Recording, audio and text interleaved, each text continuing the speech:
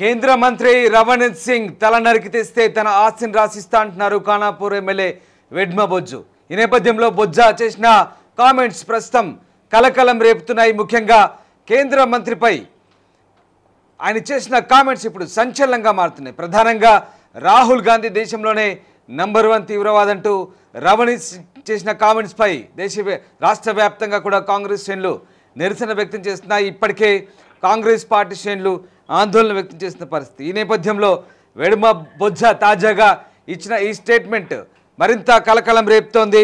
అతని తల నరికి తెచ్చిస్తే వారికి తన ఆస్తి అంటే తన తండ్రి సంపాదించిన ఎకరం 38 గుంటల వ్యవసాయ భూమిని రాసిస్తానంటూ ఆయన చేసిన ప్రకటన ఇప్పుడు కలకలం రేపుతోంది.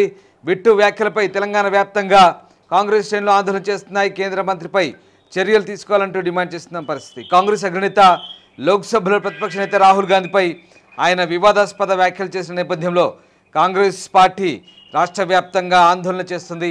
ఈ నేపథ్యంలో అటు బిట్టుపై ఇప్పుడు ఖానాపూర్ ఎమ్మెల్యే చేసిన వ్యాఖ్యలు మరింత కలకలం రేపుతున్నాయి. ఇంతకీ కేంద్ర మంత్రిపై వెడ్మ బొజ్జు ఎలాంటి కామెంట్ చేశారో బొజ్జా ఎలాంటి కామెంట్ చేశారో ఒకసారి చూద్దాం. ఏదైతే రణవీర్ సింగ్ బిట్టు అతను అనుకున్న వాక్యాన్ని వెనక్కి తీసుకోవాలి. తప్పకుండా వెనక్కి తీసుకోకపోతే తప్పకుండా మేము కూడా ప్రకటిస్తున్నాం. ఏదే ఖానాపూర్ శాసనసభ్యులు నేను కూడా ప్రకటిస్తున్నాను. అతని తల్లిని ఎవరైతే తీసుకొస్తారో మా నాన్న సంపాదించిన భూమి 1 ఎకరం 38 గుంటలు నేను కూడా రాసిస్తాను. ఎవరైనా తీసుకురావాలి. ఉన్నటువంటి ఆస్తి అదే, నాకున్న ఆస్తిని మా నాన్నకున్న ఆస్తిని రాసేయడానికి నేను కూడా ప్రకటిస్తున్నాను. రైట్. ప్రస్తుతం ఖానాపూర్ ఎమ్మెల్యే కేంద్ర మంత్రిపై చేసిన వ్యాఖ్యలు కలకలం రేపుతున్నాయి. తెలంగాణ వ్యాప్తంగా సంచలనం కలిగిస్తున్నాయి. ఈ నేపథ్యంలో మరి వెడ్మ బొజ్జు చేసిన వ్యాఖ్యలపై ఎలాంటి చర్చ సాగుతుంది? మా ప్రతినిధి శ్రీనివాస్ ప్రస్తుతం మనతో ఫోన్ లైన్లో అందుబాటులో ఉన్నారు. ఈ శ్రీనివాస్, ముఖ్యంగా ఖానాపూర్ ఎమ్మెల్యే కేంద్ర మంత్రిపై చేసిన వ్యాఖ్యలపై ప్రస్తుతం ఎట్లాంటి చర్చ సాగుతుంది?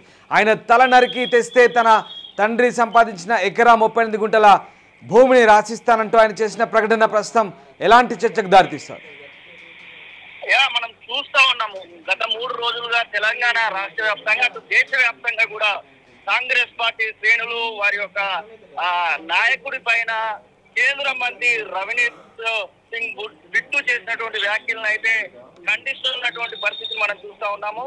ఏది ఏమైనా అంటే బిట్టు చేసినటువంటి వ్యాఖ్యలు సరైనటువంటివి కాదు.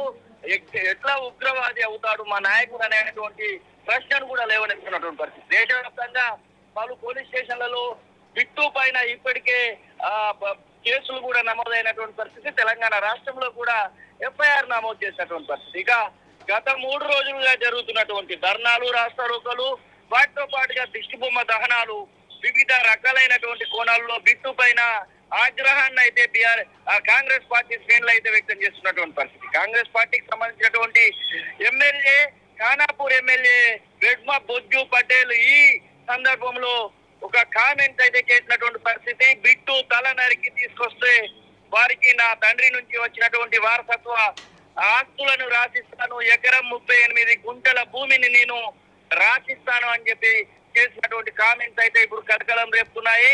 ఈ విషయంలో ఇప్పటికైతే అటు బీజేపీ పార్టీ ఇప్పటికైతే ఎలాంటి స్పందన అయితే లేదు. ఎందుకంటే ఒక కేంద్ర మంత్రి పైన ఎమ్మెల్యే చేసినటువంటి వ్యాఖ్యలుగా ఎట్లా పరిగణిస్తారనేది ఒకటి చూడాల్సినటువంటి అవసరం ఉంది. సేమ్ టైం రాహుల్ గాంధీ పైన తీవ్రవాది అని చెప్పడం అంటే ఒక ఎంపీగా కొనసాగుతా ఉన్నాడు. వయనాడు కేరళ రాష్ట్రానికి సంబంధించినటువంటి వయనాడు ఎంపీగా కొనసాగుతున్నటువంటి రాహుల్ గాంధీ, అలాగే చట్టసభల్లో దాదాపుగా 2 దశాబ్దాల నుంచి తను కొనసాగుతా ఉన్నాడు. అలాంటి వ్యక్తిని పట్టుకొని తీవ్రవాది అని చెప్పేసి సంబోధించడం ఎంతవరకు కరెక్ట్ అనేటువంటి మాటలు కూడా వినబడతా ఉన్నాయి. ఇదే సందర్భంలో వెడ్మ బొజ్జు చేసినటువంటి కామెంట్స్ అయితే ఇక్కడ శ్రీనివాస్ వెడ్మ బొజ్జా మరింత ఒక అడుగు ముందుకేసి ఏకంగా తల నరికి తెమ్మంటూ చేసినటువంటి వ్యాఖ్యలు తీవ్ర కలకలం రేపుతాయి. ఎందుకంటే ఇది ఖచ్చితంగా హింసను ప్రేరేపించే విధంగా ఉన్న వ్యాఖ్యలు అంటూ కామెంట్స్ కూడా వినిపిస్తున్నాయి. సో దీనిపైన ఏమైనా కేసు నమోదే అవకాశం ఉందా? ఇప్పటివరకు బీజేపీ నేతలు ఎవరైనా ఫిర్యాదు చేశారా? ఇప్పటి వరకు అయితే బీజేపీ నేతలు ఎక్కడ కూడా ఫిర్యాదు చేసినటువంటి దాఖలాలు అయితే కనబడట్లేదు. ఇంకొక మాట ఏంటంటే ఒకవేళ వారు ఫిర్యాదు చేసినట్టు అయ్యేది ఉంటే సేమ్ టైము దీన్ని టిట్ ఫర్ టాట్ లాగా చూడొచ్చు. అంటే మీరన్నారు మేమన్నాము, ఇప్పుడు మా పైన కేసు నమోదైతే ఖచ్చితంగా కేంద్ర మంత్రి పైన కూడా కేసు నమోదు చేయాల్సిందే. తీవ్రవాది అని చెప్పేసి ఎలా సంబోధిస్తారనేటువంటి ప్రశ్నలు కూడా కాంగ్రెస్ పార్టీ నుంచి వస్తా ఉన్నాయి. దీనిపైన మనం తొలి వెలుగు వెడ్మ బొజ్జును సంప్రదించేటువంటి ప్రయత్నం చేసింది. బొజ్జు ప్రస్తుతానికి అయితే అందుబాటులోకి రావడం లేదు. అంటే మరి బొజ్జు ఈ విషయంలో ఏదైనా ప్రణాళికలు రచిస్తున్నాడా? ఎందుకంటే తల నరికి తెస్తే ఇస్తాను, నా యొక్క ఆస్తుల్ని ఇస్తానని చెప్పి చేసినటువంటి కామెంట్స్ అయితే అవి చాలా తీవ్రంగా పరిగణించబడతాయి. ఈ విషయంలో మరి ఎలాంటి చర్యలకు ఉపక్రమిస్తుంది? ఇదే సందర్భంలో దీన్ని పార్లమెంట్ కు సంబంధించినటువంటి విషయంలో కూడా కేంద్ర మంత్రి ఫిర్యాదు చేయడానికి కూడా అవకాశాలు ఉంటాయి. ఎందుకంటే ఒక ఎంపీ కేంద్ర మంత్రిగా కొనసాగుతున్నటువంటి వ్యక్తి పైన ఇలాంటి వ్యాఖ్యలు చేయడం సమంజసం కాదు. ఇదే సందర్భంలో కేంద్ర మంత్రి కూడా కాంగ్రెస్ పార్టీకి సంబంధించినటువంటి నాయకుని పైన, రాహుల్ గాంధీ పైన చేసినటువంటి వ్యాఖ్యలు కూడా సరికాదు. మొత్తానికి అటు బీజేపీ పార్టీ ఒక మాట మాట్లాడుతూ ఉంటే, ఇటు కాంగ్రెస్ పార్టీ లీడర్లు కరువు ముందుకేసి తలలు నరికి తెమ్మని చెప్పడం అయితే ఇది చర్చనీయాంశంగా మారింది. ఇది మంచి సంస్కృతి కాదంటూ ఎవరైతే రాజకీయ విశ్లేషకున్నారో వారు చెప్తున్నటువంటి పరిస్థితిని చూస్తా ఉన్నాం. Ramdas. Right, yes, thank you Srinivas, thanks for the update. ఇది కేంద్ర మంత్రిపై, రవణీత్ సింగ్ పై ఖానాపూర్ ఎమ్మెల్యే వెడ్మ బొజ్జు చేసిన కామెంట్స్ ప్రస్తుతం సంచలనం రేపుతున్నాయి. ఏకంగా కేంద్ర మంత్రి తల నరికి తీస్తే తన తండ్రి సంపాదించిన ఎకరంన్నర ఆస్తిని తాను రాసిస్తానంటూ ఆయన చెప్తున్న మాటలు ఇప్పుడు తీవ్ర కలకలం రేపుతున్నాయి. సో దీనిపై మరి బీజేపీ నేతలు ఎలా స్పందిస్తారనేది మాత్రం చూడాల్సింది. దానికంటే ముందు కేంద్ర మంత్రి రాహుల్ గాంధీని ఉద్దేశించి ఆయన దేశంలోనే నంబర్ 1 తీవ్రవాది అంటూ చేసిన కామెంట్స్పై ఇప్పటికే దేశవ్యాప్తంగా ఇటు రాష్ట్ర వ్యాప్తంగా కాంగ్రెస్ శ్రేణులు ఆందోళన చేపట్టాయి. ఇందులో భాగంగానే వెడ్మ బొజ్జు ఈ కామెంట్స్ చేశారు. వెడ్మ బొజ్జు ఎలాంటి కామెంట్ చేస్తారో మళ్ళీ ఒకసారి చూద్దాం. అతను అనుకున్న వాక్యాన్ని వెనక్కి తీసుకోవాలి. తప్పకుండా వెనక్కి తీసుకోకపోతే తప్పకుండా మేము కూడా ప్రకటిస్తున్నాం. ఏజే ఖానాపూర్ శాసనసభ్యులు నేను కూడా ప్రకటిస్తున్నాను.